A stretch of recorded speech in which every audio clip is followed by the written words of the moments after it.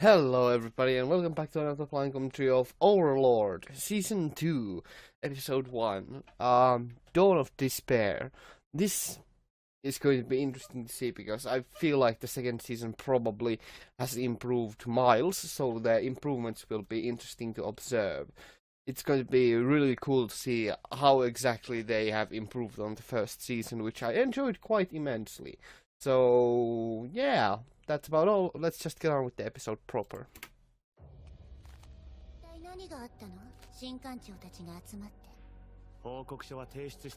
So, it's pretty obvious that we are already introduced to the antagonists of the season. So this is going to be interesting to see what exactly their personalities are actually.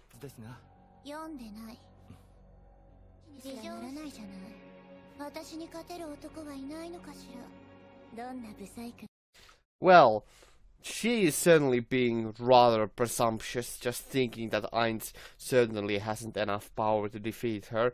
That's really quite cocky of her.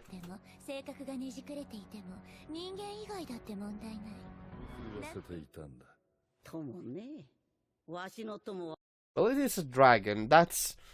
It's certainly a pretty interesting that we got to see dragon. I wonder what Ainz is doing at this moment, because we are just hanging out and watching a dragon talk with someone.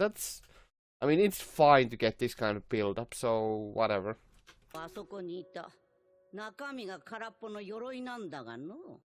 Could this actually be another guild, maybe? That would be kind of interesting.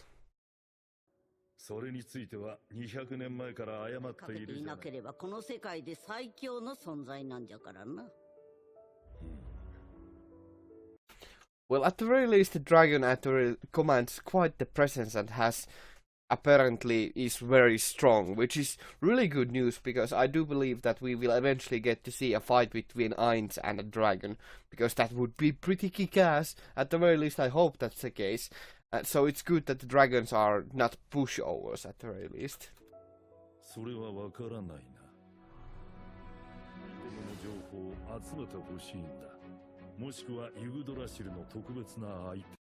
So there are more players, obviously, from the... I mean, obviously both of these characters are from Yggdrasil originally, so it's pretty cool to see actually original players still.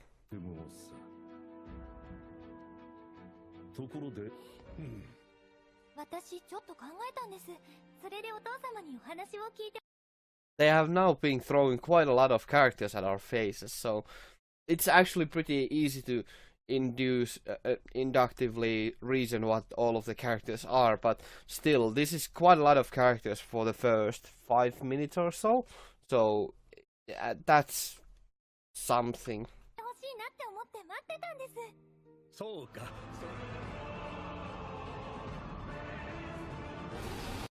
So I was informed that Ainz has actually been training sword skills quite a bit, so this is going to be interesting to see how exactly strong he is now.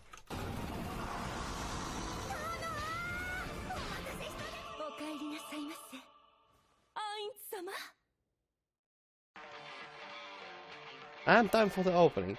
Now I will be muting the opening, so unfortunately you won't be able to hear it, but this makes it easier to avoid copyright issues.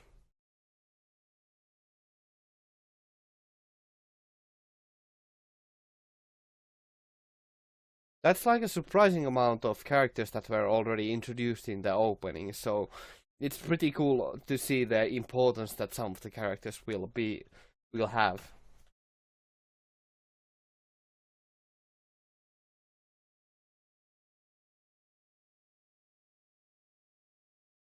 So the music is pretty generic. The opening just in general was kind of generic, but it's kind of nice to listen to, so I don't mind. It's a fine enough of an opening, so it's pretty good. It's adequate. It serves its purpose.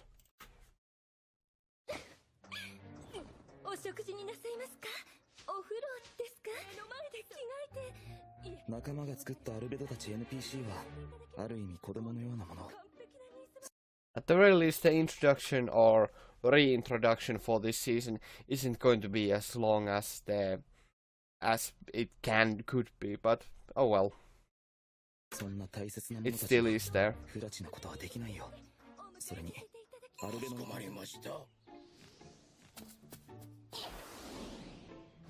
It's actually pretty interesting that they are building a dummy of Nazarick just to confuse their opponents. It's a very clever plan, to be sure, but it certainly is pretty damn unique.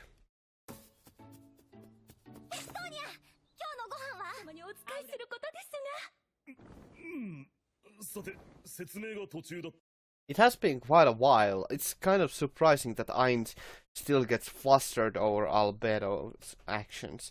It's really kind of off-putting that he is still so distressed by her.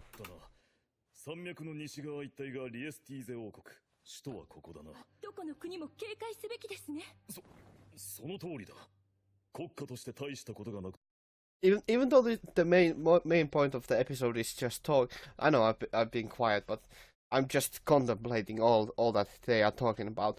But even though this is mostly just a talkative episode, it still is pretty interesting to see the strategy just forming around Ainz's plans like this. So it's kind of, I kind of like the informative style that it has.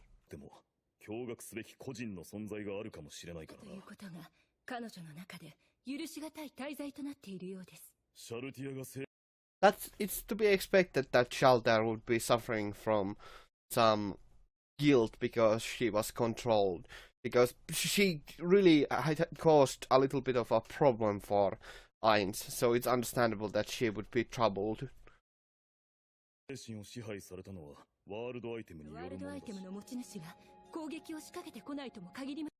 It actually is pretty risky for Ainz to walk alone, so it would be understandable that if Ainz completely stopped adventuring because of the risks.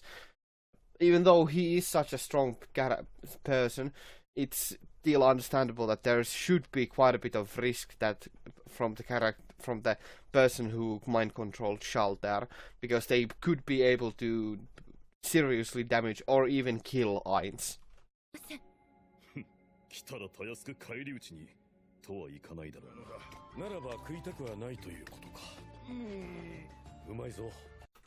I actually do remember that somebody or my friend was talking about lizard folk in this series, and that's one of the reasons why in one of our currently running D&D campaigns, one of our players actually has a lizard folk.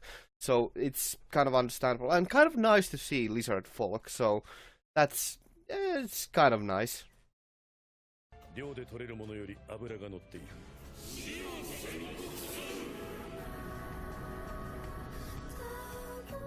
Okay, I will listen to the ending on my own time, but for now, let's end the episode here.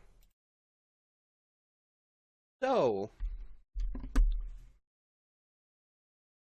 I'm glad I didn't have to wait for this season at the very least, because this was such a slow start. I think this episode had quite a bit of a pacing issue. It was filled with exposition and just a lot of explanations, so it took a long time for it to do anything. So the series' second season actually started off really slowly. And while slow pacing can be good, I wouldn't say that it's good to start the season with a very slowly paced episode. But at the very least it was an information dump, and it teased about the upcoming characters and kind of their importance as well. And it's kind of nice to see Ainz doing plans still, so that's always a pleasure to behold. But in general, I would say that this episode was far too slow to my tastes. It's not exactly a bad episode, but it's definitely a build-up episode, and a very slow one at that. So I just hope that the build-up is worth it. But at the very least, it ended on a cliffhanger, so that's kind of good, right? So yeah, it's definitely not a bad episode, but it's just a very slow one. But it did its job adequately, I'd say. It did some really kind of good explanations, so yeah. But for now, I thank you all very much for watching. I hope to see you in the future. Have a great day and stay awesome. Ganmu out. Thank you very much for watching.